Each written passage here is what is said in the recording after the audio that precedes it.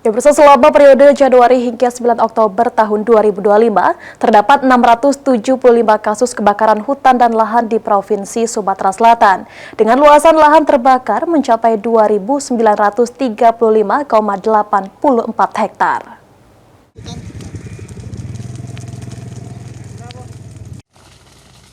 Berdasarkan data Siponggi men-LHK selama tahun 2025, periode Januari hingga 9 Oktober 2025, terdapat 675 kasus kebakaran hutan dan lahan di Provinsi Sumatera Selatan.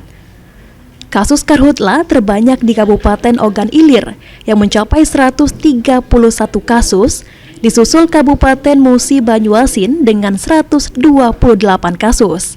Sementara untuk rekapan luasan lahan terbakar sepanjang tahun 2025 mencapai 2.935,84 hektar yang didominasi oleh lahan mineral mencapai 2.855,6 hektar.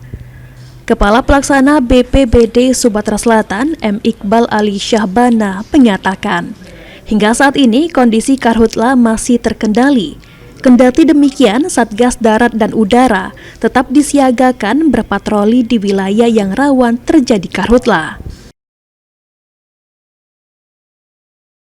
Untuk Satgas Darat, Satgas Udara itu masih terus melakukan patroli, melakukan pemadaman apabila terjadi kebakaran di wilayah Sulsel. Ada berapa titik dan berapa tim, Kak?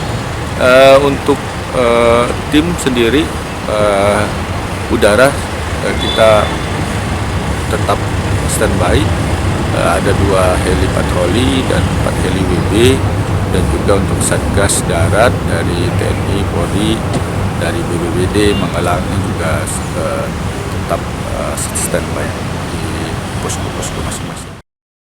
Hingga saat ini masih terdapat 4 posko karhutla yang disiagakan, yakni 3 di Kabupaten Ogan Ilir dan 1 posko di Kabupaten Banyuasin. Eki Saputra, PAL TV.